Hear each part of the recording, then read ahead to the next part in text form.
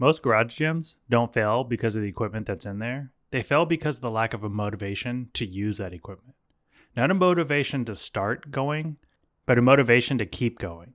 To walk in when you don't feel like it. Or to get a quick workout in without it becoming a whole process. And see, that's where I think design comes in. Because if you can remove friction and make the space feel like somewhere you actually want to be, you're a lot more likely to keep showing up. This is a garage gym I designed around that idea.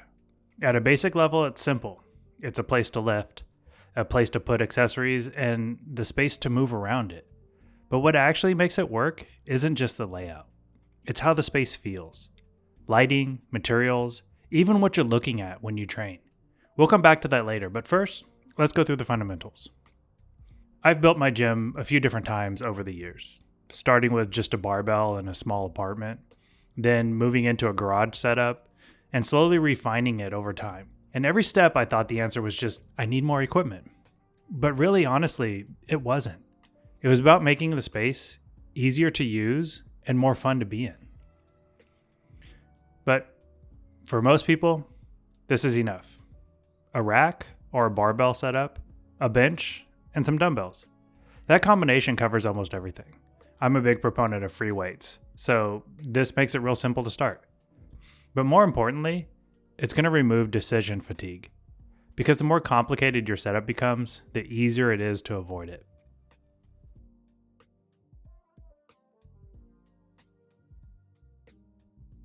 Now, we all like to joke that there's no need for cardio, but cardio is necessary.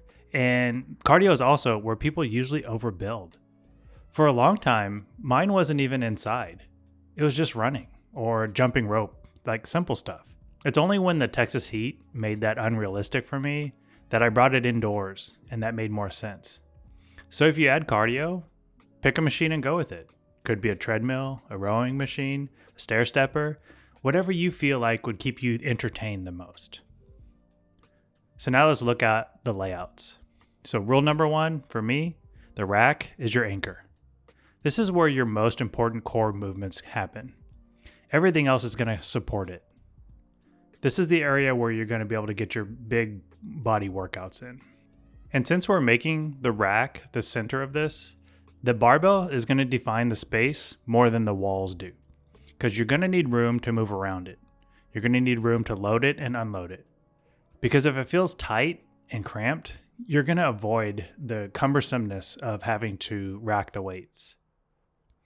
Here's another thing that it is often overlooked is most people, they try to fill every inch of the gym. But sometimes the most important part of the gym is the space you don't feel. This is where you're going to move around the equipment, but it's going to be where you stretch and get ready for your movements. We'll come back to why that matters even more later. So since the rack is the center, the accessories, they live along the edges. They're easy to grab and they're never in the way. And like I said, cardio, it's just a different pace. You're going to be on one machine for a long time. So it should feel like you're in a different zone, kind of tucked away from the coming and going of the rack and not competing with your lifting space. So my first real setup, like real setup in my garage was just a DIY power rack with a barbell. And honestly, for a long time, that was just enough. And then as I added more routines, I added dumbbells. And then I added a cable machine.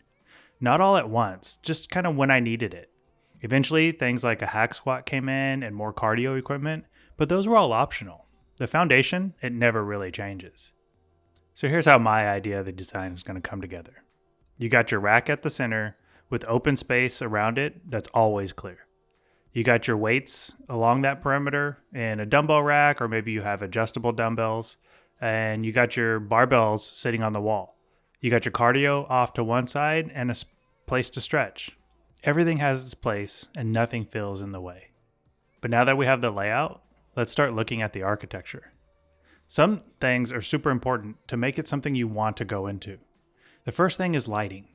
Most garage gyms, they're going to use the same flat overhead lighting that came from the builder. It's going to make everything feel dull and lifeless. So I removed that and I replaced it with directional lighting. Now you get some shadow and now you get some depth. And honestly, it'll make your muscles pop a little bit more, which is encouragement to keep going. And also, it just makes the space feel more alive. Even something as simple as adding a table lamp is going to help soften the room and bring your eyes down from that harsh ceiling. Another item that we want to consider is the mirrors. Mirrors aren't just for checking form, even though that is what they're really for, but they also make the room feel larger, and they reinforce that sort of movement. And behind the weights, it's just practical. That makes sense. You're going to want to see the movements that you're doing. But across the rack, I did something a little different. This is more a collection of eclectic mirrors that maybe I picked up at a thrift shop or out, shopping randomly. It shifts the space away from feeling just like a commercial gym, and it honestly makes it feel a little more personal. When we start thinking about the materials that we're going to use, most garages feel cold because they are. So I wanted to introduce some warmth. I put wood slats across the ceiling and then turned that wood slat down the wall and slightly behind the rack. That move connects everything so that the room feels like it's a one piece instead of a separate set of planes. The room feels cohesive instead of fragmented. But this wall behind the rack, I didn't bring the slats down this wall because that area is going to get beat up. That's part of the lifting. You're going to end up banging into the wall. So I also didn't want to just keep a white wall. I designed around it and just made it a darker surface. So when you're laying your weights against it or the dumbbell hits it, it's not going to mar it like a white wall would. And then at the bottom is obviously the flooring. Flooring defines the space. You're going to have rubber mats to protect the slab, but it also gives it some weight. And small details like adding some tables, that removes some friction. No more putting your phone on the floor and putting your shaker bottle on the floor and having it tip over. You have a place to set these things now. You have no more clutter. Everything is in its place. And also, when we talk about the cardio, the placement for me matters because instead of facing a wall, I have the treadmill facing out where there's light and a sense of outside. It's going to make me want to stay on the treadmill even longer. And here's the part that you can't really see, but I think is the most important part, is the space I didn't fill. The space in the middle.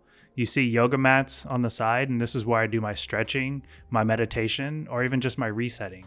Because if every inch was filled, the space would start to feel like it had to be worked on. So here, my goal here wasn't to build a perfect garage gym.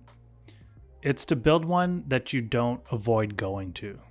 And using the design and layout and material selections, I wanted to build a space that felt comfortable, efficient, but is also something that you actually enjoy going to.